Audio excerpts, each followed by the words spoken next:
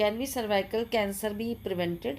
तो हम देखेंगे क्या सर्वाइकल कैंसर जो बच्चेदानी में जो कैंसर हो जाता है बच्चेदानी के मुंह पे, उस कैंसर को क्या रोका जा सकता है। तो ये सब आपके दिमाग में चलता होगा कि इसका कोई टीका है क्या, कोई इंजेक्शन है जिससे कि इससे बचाया जा सकता है कि ये ना हो। ठीक है, और अगर हो रहा है तो उसकी जांच कैसी करानी चाहिए या क्या करना चाहिए, तो यही आज हम देखेंगे। हालांकि मैंने इसमें काफ़ी वीडियो अपलोड किए हैं, आपने देखे होंगे रिसेंटली। तो चलिए ये भी एक छोटा सा वीडियो बनेगा, इसको भी देख लेते हैं। हिंदी इंग्लिश दोनों में है, जिसमें भी आपको सही लगे उससे आप पढ़ सकते हैं बाद में। ठीक है, फिलहाल तो अभी ये देख लीजिए कि इसको कैसे बचाया जा सकता है, इससे कैसे बचा जा सकता है। तो there are some things you can do to prevent cervical cancer, यानी कि बहुत सी ऐसी चीज़ें हैं, बहुत से ऐसे थिंग्स हैं जिससे कि क्या कर सकते हैं, सर्वाइकल कैंसर से बचा जा सकता है। ठीक है, और रिसीविंग रेगुलर गायनोकोलॉजिकल एग्जामिनेशन। तो क्या करना चाहिए, गायनोकोलॉजिकल मतलब जो लेडी डॉक्टर्स होती हैं उनको, जो बच्चों वाली डॉक्टर होती है, बच्चा पैदा करवाने वाली गायनोकोलॉजिस्ट बोलते हैं उनको, जो लेडी डॉक्टर्स होती है उनको एग्जामिन कराना चाहिए, अपने रेगुलर चेकअप करवाना चाहिए और पैप टेस्ट भी करवाना चाहिए। ठीक है, जो कि मोस्ट इम्पॉर्टेंट स्टेप है इससे बचने के लिए, सर्वाइकल कैंसर से। ठीक है, तो other thing you can do और भी कुछ चीज़ें हैं जो इसके साथ साथ करनी चाहिए। एक तो पैप टेस्ट हो गया, रेगुलर गायनोकोलॉजिकल एग्जामिनेशन हो गया, उसके अलावा गेट द एचपीवी वैक्सीन। तो इसमें एचपीवी वैक्सीन भी लेनी चाहिए if you are eligible. Eligible का मतलब है कि आप अगर उस अंडर में आते हैं, उसकी एज लिमिट में आते हैं, तो आपको लेनी चाहिए अगर आप उसके रिस्पेक्टर में हैं। तो ये आगे आगे हम देखेंगे, और उससे पहले भी मैंने काफ़ी वीडियो इसमें डाले हैं, आप देख सकते हैं। ठीक है, यूज़ कंडोम। और इसके अलावा जो है क्या, अगर बैरियर मेथड को यूज़ करना चाहिए इंटर ड्यूरिंग द इंटरकोर्स। ठीक है, तो उससे क्या होगा, सेफ सेक्स यूज़ करें हमेशा, और अपने जो सेक्सुअल पार्टनर है वो लिमिट होने चाहिए, यानी कि एक ही सेक्सुअल पार्टनर हो, जिससे कि मतलब अपने सेक्स पार्टनर के संग क्या रहने चाहिए, ऑनेस्ट रहने चाहिए। तो वो भी एक है कि जो ज़्यादा जिनके सेक्स पार्टनर होते हैं उनको भी ये प्रॉब्लम हो सकती है सर्वाइकल कैंसर की, इसलिए उसको लिमिट करना चाहिए। और स्टॉप स्मोकिंग। स्मोकिंग मतलब सिगरेट वगैरह छोड़ देनी चाहिए, और टबैको का भी यूज़ नहीं करना चाहिए। तो मेनली ये देखिए, मैंने आगे इसको फर्स्ट में ही अपने उसमें भी यूज़ किया है, थंबनेल में। तो ये है सर्वाइकल कैंसर, जैसे ये आप देख पा रहे हैं, ये यूट्रस है, और इस यहाँ पे कोई सर्वाइकल कैंसर होता है, मैंने पहले भी आपको वीडियो में बताए हैं, आप देख सकते हैं। इसमें रेगुलर चेकअप कराना चाहिए, एचपीवी वैक्सीन लेनी चाहिए जैसे बताया, और पैप स्मीयर भी करवाना चाहिए। तो चलिए देखते हैं और आगे को।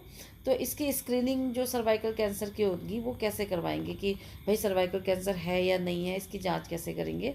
तो most people should have regular cervical cancer screening. ठीक है, तो इसमें क्या होता है, इसमें अधिकांश लोगों को नियमित रूप से सर्वाइकल कैंसर की जांच करवानी चाहिए। सभी लोगों को जो है सर्वाइकल कैंसर की जांच करवानी चाहिए कि कहीं इसमें कोई प्रॉब्लम तो नहीं हो रही है।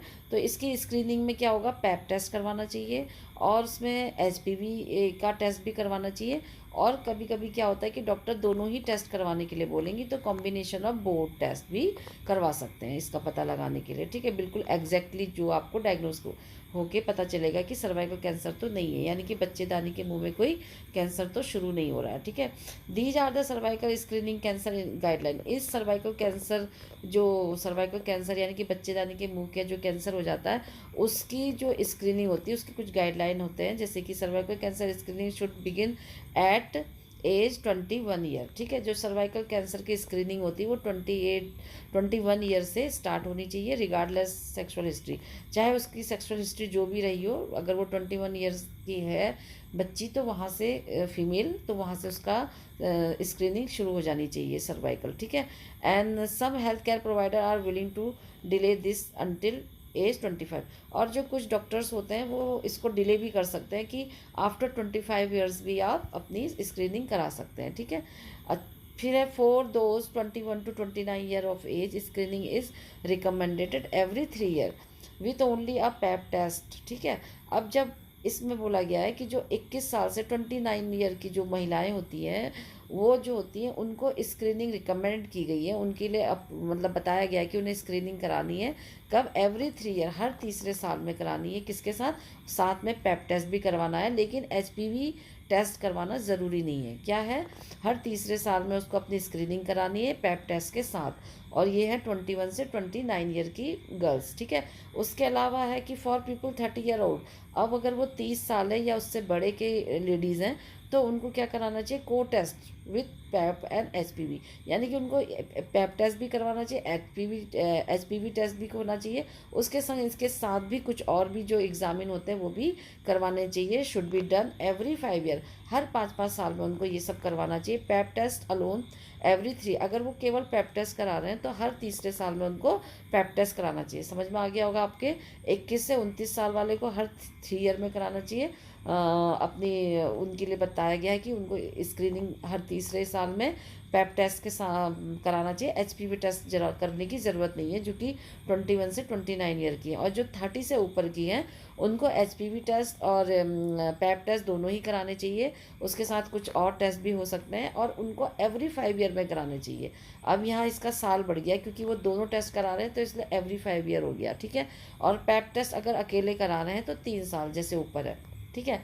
और जो रूटीन पैप टेस्टिंग होती है शुड बी डिसकंटिन्यू। अब वो जो अभी तक करवा रहे थे 3 साल 5 साल, इसको कब डिसकंटिन्यू कर देना चाहिए, कब रोक देना चाहिए?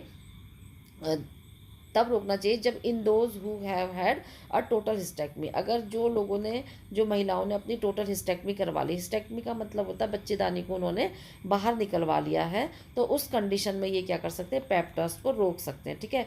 Who have no history of CIN, और जिनकी कोई भी हिस्ट्री CIN की नहीं है, यानी कि सर्वाइकल इंट्रा एपिथेलियल नियोप्लेजिया, तो यानी कि उनको अभी कैंसर वाला जो कोई ऐसी कोई हिस्ट्री में नहीं था कि उन्होंने टेस्ट कराया ग्रेड 1 या ग्रेड 2 या उससे हायर, तो पहले कभी उनकी हिस्ट्री में ऐसा नहीं रहा, या फिर CIN की हिस्ट्री उनकी नहीं रही यही वाला, तो उनको क्या करना चाहिए कि अगर उनकी टोटल हिस्टेक्टमी हो गई और इस तरीके के कोई भी कैंसर के चांसेस नहीं थे, कोई स्टेजेस नहीं थी, तो उनको क्या करना चाहिए? रूटीन जो टेस्ट होता है उसको वो डिसकंटिन्यू कर सकते हैं, ठीक है।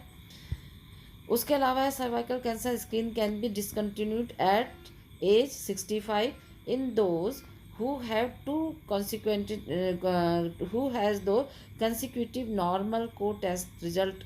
अब ये कब डिसकंटिन्यू करनी चाहिए? सर्वाइकल कैंसर स्क्रीनिंग कैन तब भी कर सकते हैं जब एज 65 की हो और उन्होंने क्या करे हो, कुछ 2 टेस्ट उनके नॉर्मल आए हों, जिनका रिजल्ट नॉर्मल रहा हो, कोई 2 टेस्ट, या फिर 3 जो पैप टेस्ट है, अगर उन्होंने पैप टेस्ट कराए 3 टेस्ट जो नॉर्मल रहे हैं, कब तक का? Result in the past 10 year, यानी कि वो पूरा 10 साल से अब तो चेकअप करा रही कोई महिला, और उनके क्या है? पैप टेस्ट 3 बार तो नॉर्मल आ चुके हैं, ठीक है, कोई भी एबनॉर्मलिटी नहीं देखने को मिली है।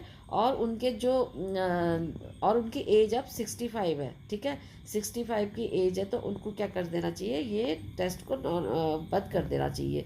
जो स्क्रीनिंग है सर्वाइकल कैंसर की, जो स्क्रीनिंग है उसको बंद कर देना चाहिए, जिनके की जो टेस्ट होते हैं वो नॉर्मल आ चुके हैं, ठीक है। 3 बार कंटिन्यू 1 बाय 1 उनके नॉर्मल आते जा रहे हैं लास्ट 10 ईयर में। समझ में आ गया होगा कि 10 साल से वो कंटिन्यू करा रहे हैं हर तीसरे साल में, लेकिन उनके क्या हो रहे हैं? नॉर्मल आ रहे हैं टेस्ट, तो उनको क्या करना चाहिए? डिसकंटिन्यू कर देना चाहिए, और उनकी एज भी ज़्यादा हो गई है। With the most recent normal test perform in the past 5 year, ठीक है। या फिर उन्होंने कुछ रिसेंट टेस्ट कराए अभी लास्ट 5 ईयर में, तो लास्ट 5 ईयर में उन्होंने कुछ टेस्ट कराए जो कि क्या हुए? नॉर्मल आए हैं। जो उनके जो रिसेंट टेस्ट है वो भी कैसे हैं?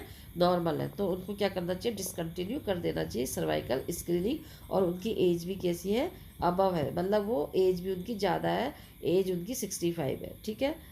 तो ये आपको समझ में आ गया होगा कि जिनके जो है एज भी ज़्यादा है, 10 ईयर से नॉर्मल आ रहे हैं उनके टेस्ट जो भी वो करवा रहे हैं, और अभी रिसेंटली जो है उनका टेस्ट जो 5 साल से कंटिन्यू नॉर्मल आ रहे हैं, ठीक है।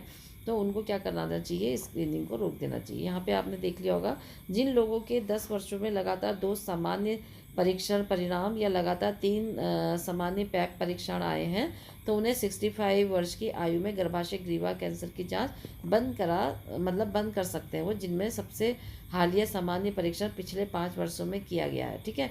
अब हालिया मतलब रिसेंटली किया गया, जो 5 वर्ष में है वो भी नॉर्मल है। और ये आपने देखा होगा पैप टेस्ट भी उनके नॉर्मल आ रहे हैं, जो पैप टेस्ट थे वो नॉर्मल है उनके 3 के 3 अभी 10 ईयर में जो करवाए थे लास्ट, ठीक है। तो उनको डिसकंटिन्यू कराने चाहिए। अच्छा, people who have been adequately treated by the CIN grade 2, और जो पीपल जो होते हैं उनको, उन्होंने कभी इसका ट्रीटमेंट लिया वो ग्रेड 2 का, यानी कि उनके जो सर्विक्स थी, यानी कि जो बच्चेदानी का जो मुंह था उसमें थोड़ा सा कैंसर के सेल देखने को मिले और उन्होंने उसका ट्रीटमेंट कराया, ठीक है। तो या फिर उससे ग्रेड 2 हो या ग्रेड थोड़ा सा उससे ज़्यादा हो, तो will need to continue screening for 20 year. तो उनको क्या है 20 ईयर तक का अपनी इस सर्वाइकल स्क्रीनिंग जो है करवाते रहने चाहिए, ठीक है। यानी कि ये जो जांचें ऊपर बताइए ये करवाते रहने चाहिए, even if it take them past the age of 65, चाहे वो उनकी जो एज है वो 65 हो चुकी है या उससे ज़्यादा है, तब भी उन्हें ये 20 साल तक का करवाते रहना चाहिए अगर उन्होंने कभी भी इसका ट्रीटमेंट लिया है सर्वाइकल प्रॉब्लम का, ठीक है।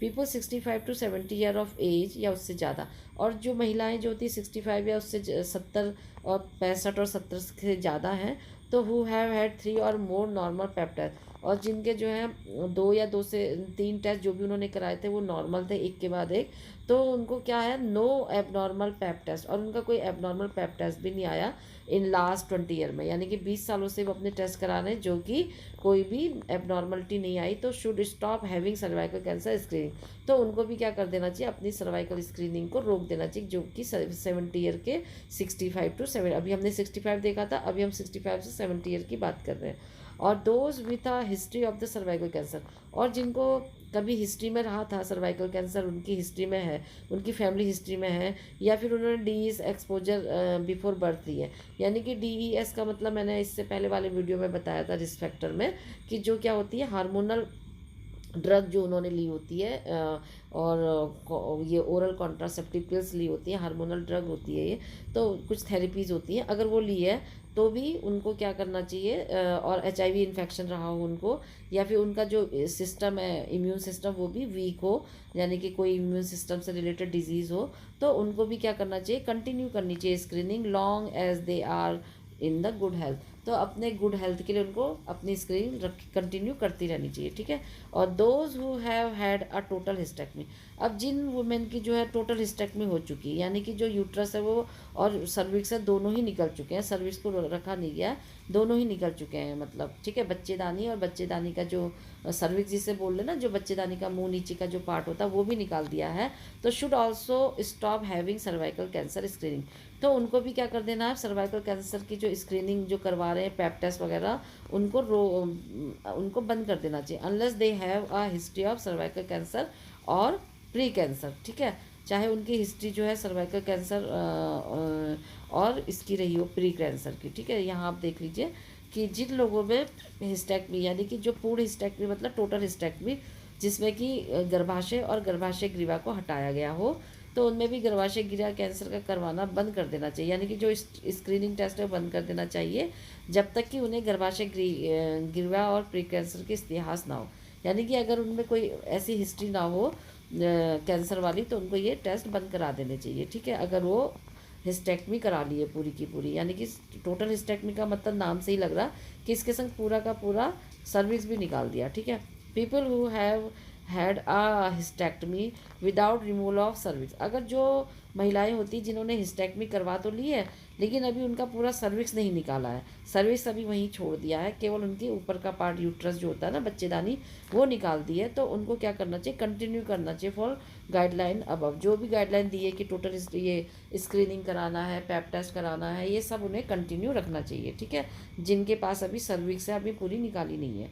Dose with certain risk factor, और कुछ महिलाएं होती हैं जिनको कुछ सर्टन रिस्क फैक्टर होते हैं, जैसे कि DES एक्सपोजर, जो मैंने प्रीवियस स्लाइड रिस्क फैक्टर में दिया है इसके बारे में, बिफोर बर्थ, जिन्होंने बर्थ से पहले जो है इस तरीके की जो ड्रग थेरेपी ली होती है, हार्मोनल ड्रग थेरेपी, और या फिर HIV इन्फेक्शन जिनको रहा हो, या फिर वीकेंड इम्यून सिस्टम, यानी कि बहुत कमज़ोर इम्यून सिस्टम रहा हो, तो उनको भी क्या करना चाहिए, will follow a different schedule, ठीक है। उनको भी क्या करना चाहिए, अलग अलग शेड्यूल का पालन करना चाहिए, मतलब कि ये पैप टेस्ट वगैरह और ये स्क्रीनिंग उनको करवाते रहनी चाहिए, ठीक है।